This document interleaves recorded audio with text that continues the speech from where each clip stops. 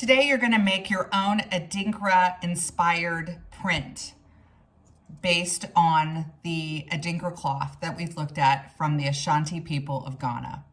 The first thing you're going to do is you want to make a frame or a border on the edges of your print plate. This will help your design compositionally. It also is an opportunity for you to add another layer of interest to your matrix or print plate. So on this one, I think I'll just do some wavy lines and keep the pattern very simple on the edges.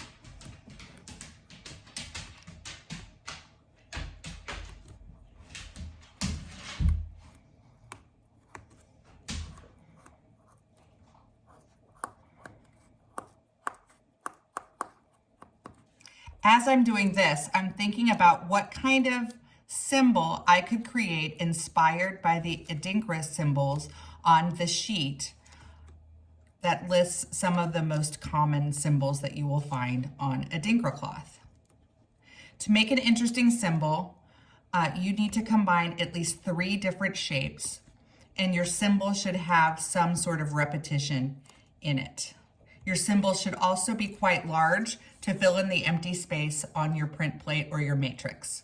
So I think I'll start with a circle. So that's one shape, and I said you had to have at least 3. And maybe I'll do a triangle. This represents the 3 main facets of my life. I've got work, friends, family. And then maybe on the outside, I'll do smaller circles. These represent my hobbies and my interests.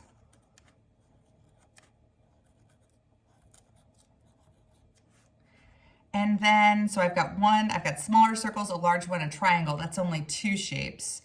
Maybe I will make some rectangles that go out to the north, south, east, west.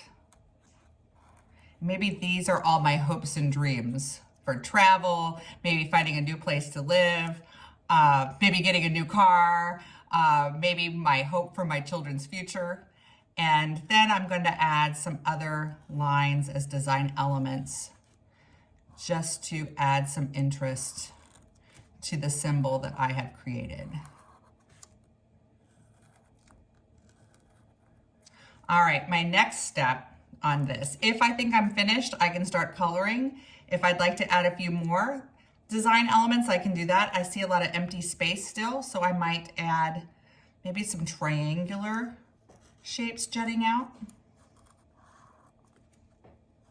I'm just thinking about the composition or the placement of the shapes and lines in my design to make this a print that'll be interesting for people to look at. Maybe I'll do a circle in between. All right, now I'm pretty happy. If I want to add lines or patterns within shapes, I can do that too. All right, now it's time to color this. So my print plate, I'm just gonna use regular markers and I'm gonna color in each element. I might wanna think about what the colors mean symbolically.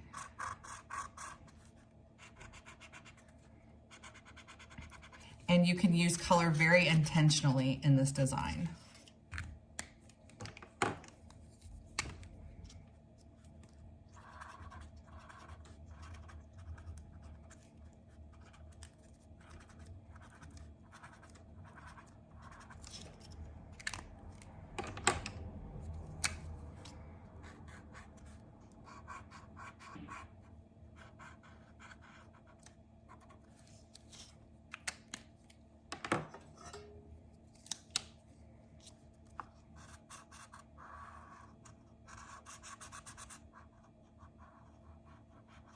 Just remember that the lines that you drew should end up white on your print,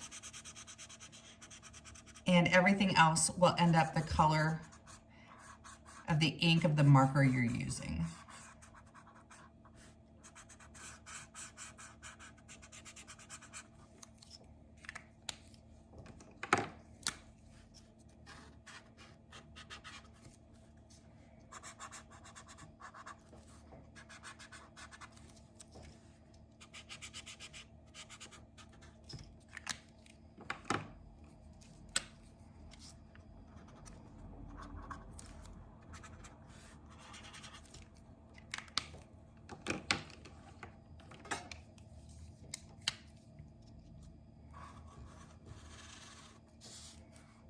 Make sure you color in every space on your print plate, unless you intentionally want to leave part of it white.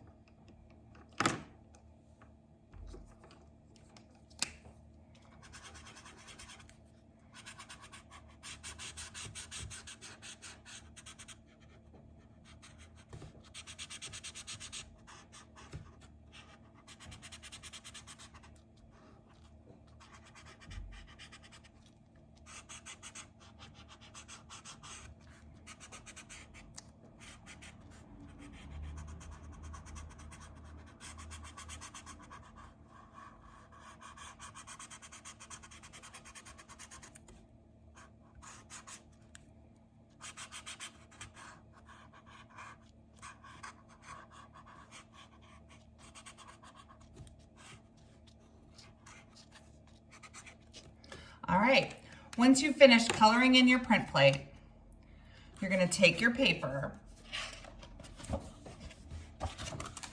and you're going to get a damp paper towel and you're gonna make sure that your paper is wet. Really probably damp, not wet, wet, wet. Somewhere in between dry and wet. And once you've dampened your paper, you're going to flip your print plate over. You're going to use a marker like a rolling pin. So you're gonna make sure that you press hard. Make sure that your hand keeps the print plate from moving. And you're going to rub the marker across every inch of the back of your print plate. And I'm gonna roll it one more time. So I rubbed it, now I'm gonna roll it.